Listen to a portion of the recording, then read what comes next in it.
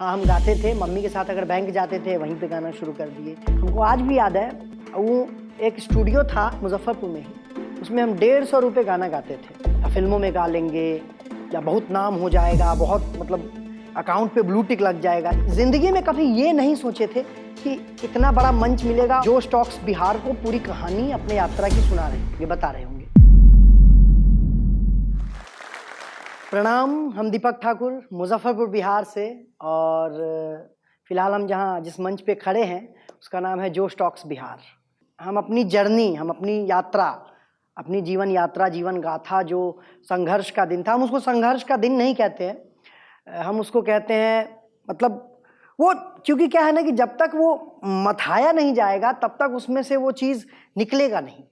तो हमारा भी जीवन कुछ इसी तरीके का था, और आज लोग जान रहा है, कुछ लोग पहचान रहा है, तो वो इसलिए क्योंकि हमने, हमारे माता पिता ने, हमारे साथ हमारा पूरा गांव, मुजफ्फरपुर का आथर बोचहां विधानसभा का गांव है, वो बाढ़ पीड़ित इलाका है, सब लोग जानता है ये बात। लेकिन ईश्वर का कृपा था कि इस बार बाढ़ नहीं आया, बहुत खुश था सब लोग वहाँ पे। पानी बढ़ा लेकिन फिर कम गया।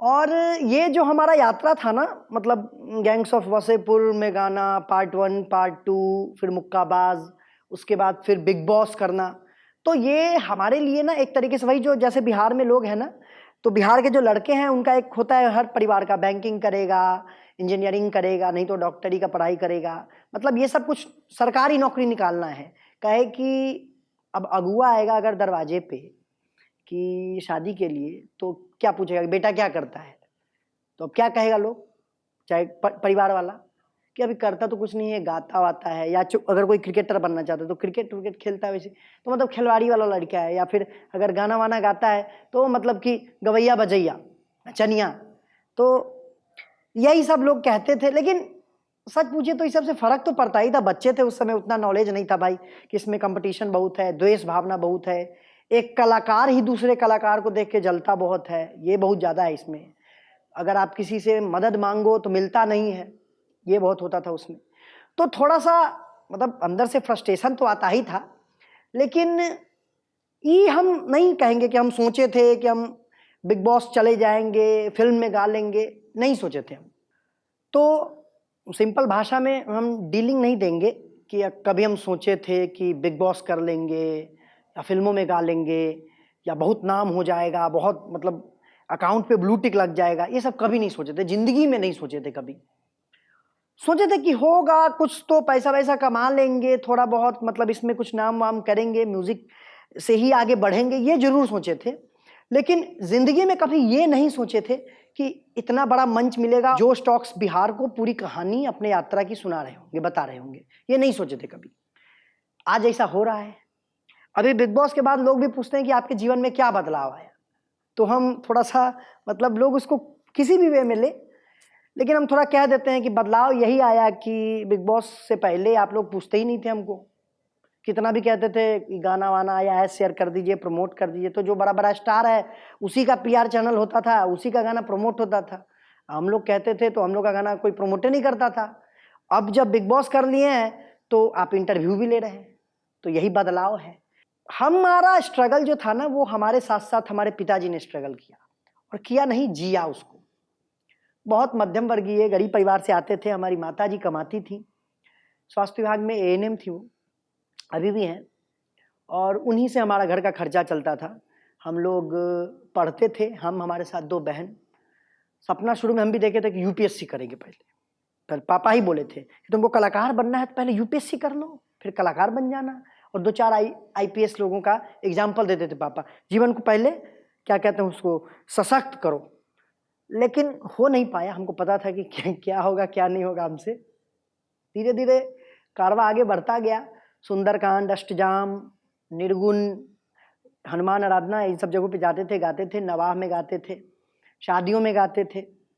और हमको याद नहीं है कि हम कब गाते थे तो उस समय हमको पैसा मिलता था, और उस समय 11-21 रुपया ऐसा लगता था ना, महसूस होता था कि कोई अगर किटकैट चॉकलेट दे दे तो उस समय ऐसा महसूस होता था कि जैसे 1.5 कट्ठा जमीन रजिस्ट्री कर दिया हो हमको, इतना खुशी मिलता था। मतलब लिटरली बहुत ज़्यादा खुशी मिलता था अंदर से, बहुत ज़्यादा, एकदम कॉन्फिडेंस मिल जाता था क्या है भाई आज इतना पैसा मिला है। तो फोक गाते थे, लोकगीत गाते थे, और मतलब कैसेट वैसेट का था कि कैसेट निकालेंगे आगे बढ़ेंगे थोड़ा, तो पैसा वैसा कर्जा लेके कैसेट निकाले थे हम एक दुर्गा जी का, वो नहीं चला। हम लोग साइकिल पे, हमको याद है हमारे पापा नवरात्र के समय में अलग अलग पंडाल में जाके हम कैसेट दिए थे और दुकानदार को भी दिए थे। तो रोज जाके चेक भी करते थे कि मेरा कैसेट आगे रखे हुए पीछे रख दिया, बोलते थे इसको आगे रखिएगा, लोगों को सुनाइएगा। मुजफ्फरपुर में कम से कम लोग सुने, ऐसा था। लेकिन नहीं चला कैसेट, मेहनत किए नहीं चला कैसेट। फिर कोई बात नहीं, आगे बढ़ते गए बढ़ते गए बढ़ते गए। अब शादी वादी में जो हम गाने जाते थे तो वो भी बिना बुलाए होता था, जैसे कि पता चला आवाज़ की आ रहा है फलाने जगह से आवाज़, और वहाँ पे म्यूजिकल पूरा एकदम मतलब तैयारी है, मतलब होता है ना शुरुआत होने से पहले जो म्यूजिकल इंस्ट्रूमेंट बजता है। तो हम अपने 4-5 दोस्तों के साथ मस्त मस्त एकदम शानदार कपड़ा लत्ता पहन के पहुँचते थे वहाँ। मौका मिलता था अगर तो गा लेते थे, रिक्वेस्ट करते थे, बच्चे थे बहुत, 12-13 साल के थे। नहीं मिला तो वही जो खाने वाने होता था, दही बड़ा यही सब अपना तोड़ के चले आए घर वापस। लेकिन ऐसा हुआ था कि मम्मी पापा के इकलौते, मतलब लड़के में इकलौते हैं, दोनों बहन शादी करके चली जाएगी, देखना मम्मी पापा को है हमको। ऐसा नहीं है कि बेटा बेटी में फ़र्क है, लेकिन हमारे कहने का मतलब है कि जो हमारा समाज है, जो उसका रीति रिवाज है कि बहन तो चली जाएगी ससुराल, अकेला हमको है, मम्मी पापा को देखना है, अच्छा जीवन देना है। तो जो अभी कष्ट में अभी रह रहे हैं, जी रहे हैं, जो मोटरसाइकिल का भी मुंह नहीं देखे हैं, तो हमको था कि उनको 4 व्हीलर से घुमाएंगे और हर जगह जहाँ जहाँ वो जाना चाहते हैं, हर जगह जाना चाहे बोले वो तो हम टिकट कटवा दें उनका फ्लाइट का। मतलब ऐसा था कि इतना पैसा हम कमाएं।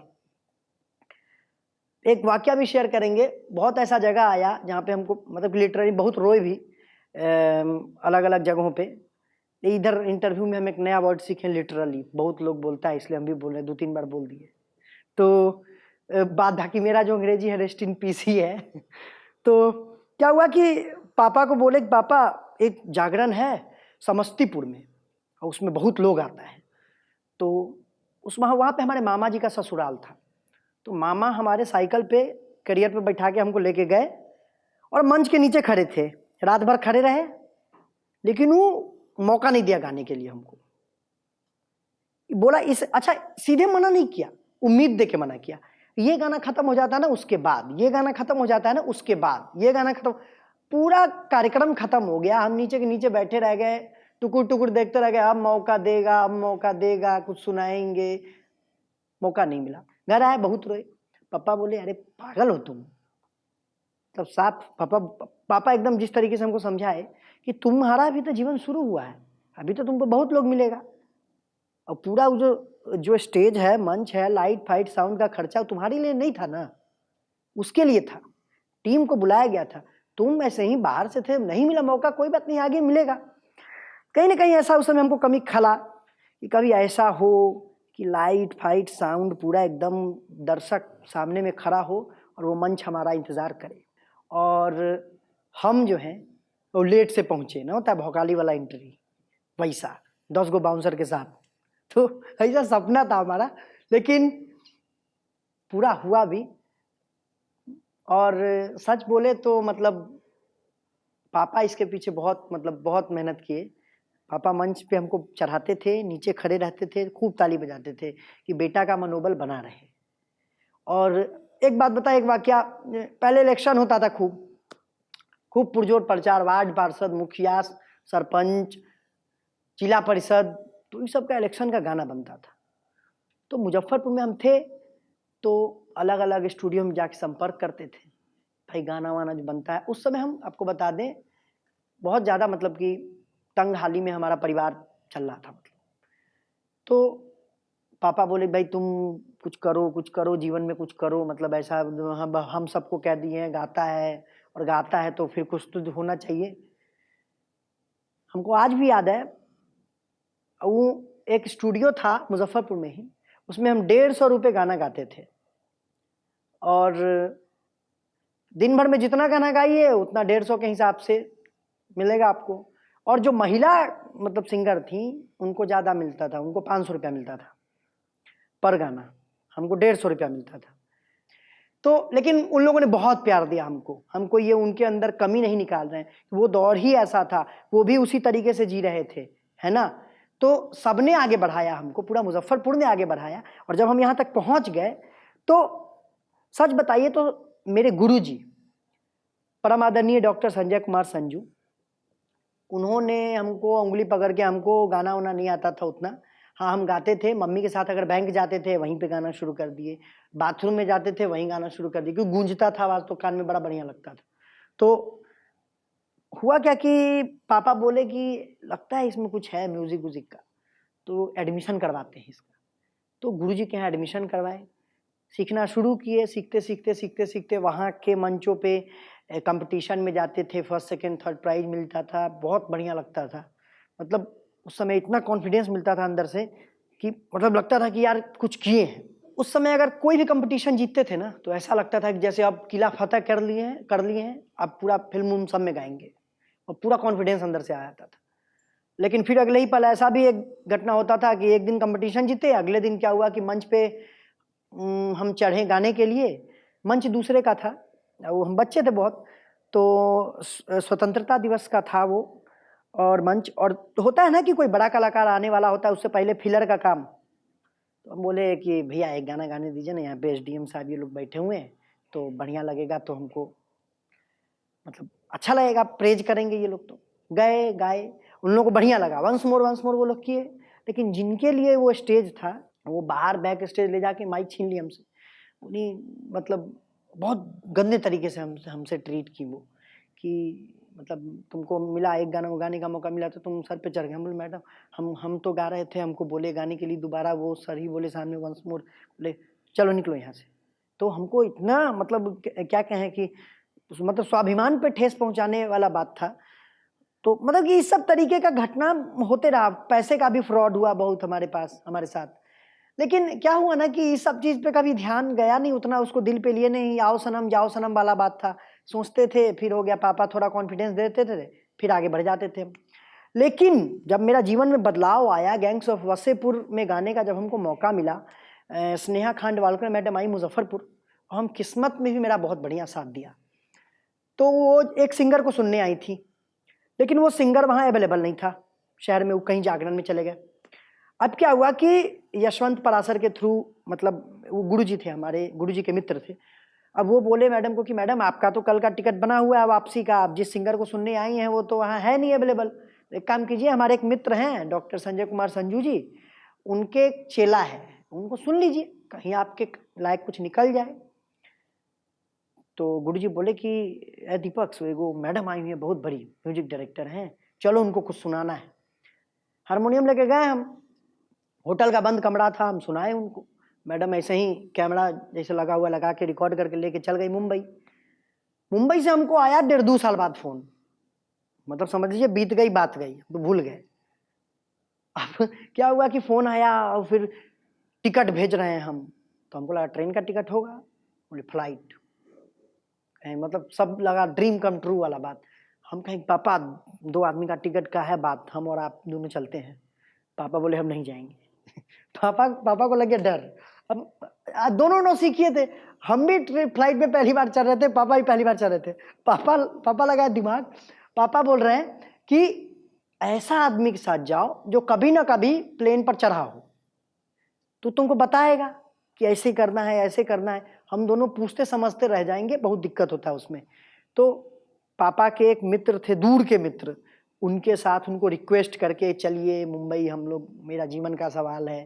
फिर उनको लेके गए, वहाँ गाना रिकॉर्ड हुआ पार्ट 2 के लिए, और पार्ट 1 में गैंग्स ऑफ वासेपुर का वही गाना है वैसे ही डाल दिया गया, हमनी के छोड़ी के नगरिया, जो कि हमने होटल के कमरे में सुनाया था। पार्ट 2 में मुरा करके एक गाना था जो रिकॉर्ड किया गया। अब वहाँ से जब लौट के आए ना, अखबार में नाम आया, तो हमको लगा कि भाई जिंदगी मेरा अब सेट है। हम पापा पूरा एकदम सपना दिखा दिए, पापा अब कोई दिक्कत नहीं होगा, अब तो वासेपुर में गाल लिए हैं, अब यहाँ पे स्टेज शो भी बढ़िया मिलेगा, पैसा भी उसका बढ़िया मिलेगा, और कोई दिक्कत नहीं है। लेकिन फिर उसके बाद मेरे साथ फ्रॉड वॉड बहुत होने लगा। मतलब हमको यकीन नहीं, हम इंसान पे बहुत जल्दी यकीन कर लेते हैं। तो बोला हमको कि भाई चलिए फलाने जगह कार्यक्रम है। हम अपने आप को वही समझते थे दीपक। अब उसी में हमको लगता था कि थोड़ा बहुत बढ़ा के पैसा मिलेगा और क्या। हमको याद है 3 दिन का कार्यक्रम था, 3 दिन कार्यक्रम किए पूरा एकदम, और जब उतरे तो हमको 1200 रुपया दिया। तो हम घर आए और बाद में हमको पता चला कि मेरे नाम पे वो 27-28 हज़ार रुपया उठाए हुए हैं कि गैंग्स ऑफ वासेपुर वाला सिंगर को बुला के ला रहे हैं। तो हमको पता चला कि ये सब भी होता है यहाँ पे, मतलब इस इंडस्ट्री में ये सब चीज़ होता है। फिर हमको समझ में आया। फिर वासेपुर के बाद काम नहीं मिला, फ्रस्ट्रेट हो गए। फिर मतलब MBA करने के लिए गए, पैसा नहीं था MBA के लिए, एजुकेशन लोन सेंक्शन नहीं हो पा रहा था, बहुत था। फिर परिवार पे प्रेशर नहीं देना चाहते थे कि पापा MBA करने के लिए ग्रेटर नोएडा आए हुए हैं, पैसा दीजिए पैसा दीजिए। अब हमको था कि भाई अगर उनको कह देंगे वो ज़मीनों बेच के देंगे, हम नहीं चाहते थे कि ज़मीन बेचें हमारे लिए। तो वही बात था। लेकिन फिर कोई बात नहीं, MBA छोड़ दिए, भगवान को भी यही मंजूर था। पापा को बोले कि पापा नहीं करने का मन कर रहा है, MBA छोड़ देते हैं। ICICI बैंक में हमको जॉब लगा। 9,000 के करीब रुपया दरमाहा था उसका। उसमें हमको बैंक दरवाजे दरवाजे पे जाके और खाता खुलवाना होता था, टारगेट पूरा करना होता था कि आपको इतना खाता खुलवाना है। हम ऑफर लेटर था हमारे पास, सब कुछ। हम पापा को बोले पापा 9,000 रुपया का नौकरी है, क्या करें बताइए। तो पापा बोले कि अब तुम देख लो 9,000 में तुम्हारा चल जाएगा। तो हम कहें कि पापा 9,000 रुपया में तो जो सपना देखे हूँ तो पूरा नहीं होगा, ये बात तो कन्फर्म है। तो थोड़ा और मेहनत करो अपने ऊपर। छोड़ दिए, नौकरी नहीं किए। इसी में रमते गए रमते गए रमते गए। अब जितना सेलिब्रिटी सब थे ना, सबको मैसेज कर देते हम, उकछा देते थे एकदम मैसेज कर करके। सर हम गाते हैं, इस फिल्म में गाना गाए हैं, हमको गाने का मौका दीजिए, ये मेरे गाने का लिंक। सर हम इस फिल्म में हैं, गाना गाए हैं, गाने का मौका दीजिए, ठीक है। और 4-5 को म्यूजिक डायरेक्टर जो जितना भी लोग था, सबको पहला लाइन यही, सर अब आपके फैन हैं। लेकिन क्या होता था ना कि काम नहीं मिला कहीं से। हाँ, लेकिन कहीं ना कहीं अगर मेरे जीवन में अनुराग कश्यप सर नहीं होते, उन्होंने हमको इंडस्ट्री में जन्मा है, वो हमारे गॉड फादर हैं। अगर शायद वो नहीं होते, अगर स्नेहा खांडवालकर मैडम नहीं होती, तो शायद ये दीपक नहीं होता। और गैंग्स ऑफ वासेपुर मेरे जीवन के अध्याय में वो पन्ना है, ठीक है, जो हम जितनी बार भी पढ़ेंगे ना, जितनी बार भी पढ़ेंगे तब भी मजा ही आएगा। और उसके बाद फिर कुछ पैसा वैसा कमाए। फिर एक ऑडिशन का आया बिग बॉस का। पापा को बोले पापा बिग बॉस का दें क्या, ऑडिशन आया है। तो पापा हम लोग को बिग बॉस नहीं देखने देते थे।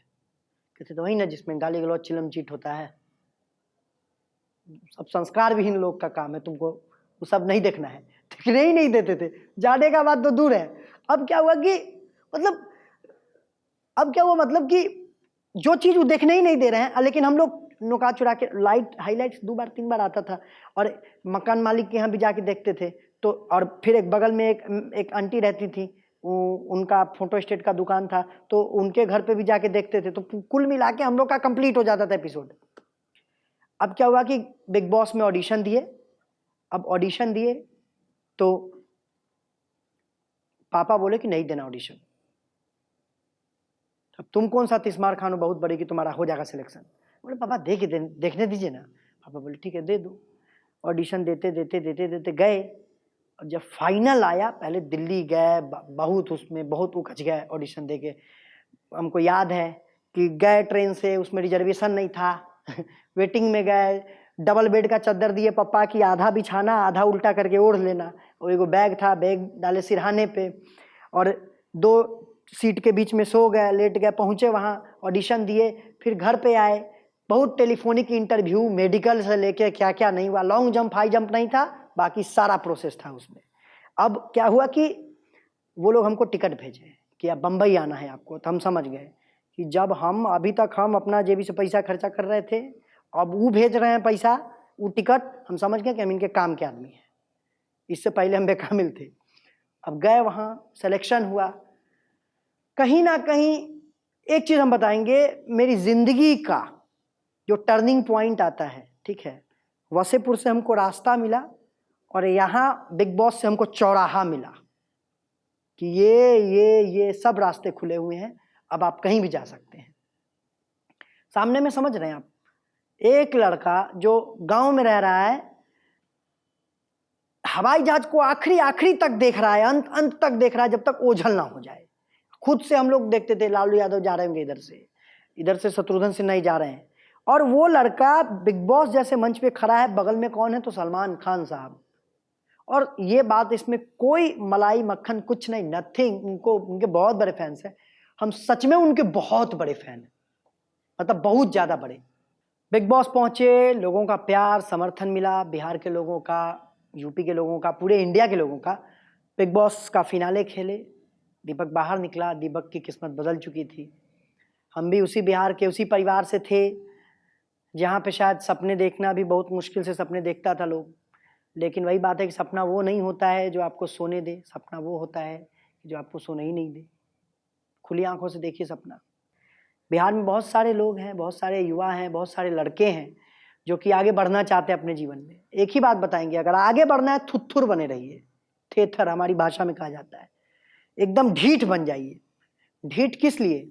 मेहनत करते रहिए, शॉर्टकट नहीं अपनाइए। थोड़ा सबके अगर ऐसा लग रहा हो कि जोश टॉक्स बिहार जमीनी स्तर के कहानी, किस्सा और लोग सबके जीवन यात्रा अगर दिखा रहा है तो एक सब्सक्राइब करूँ, लाइक करूँ, आ वीडियो शेयर करते रहो।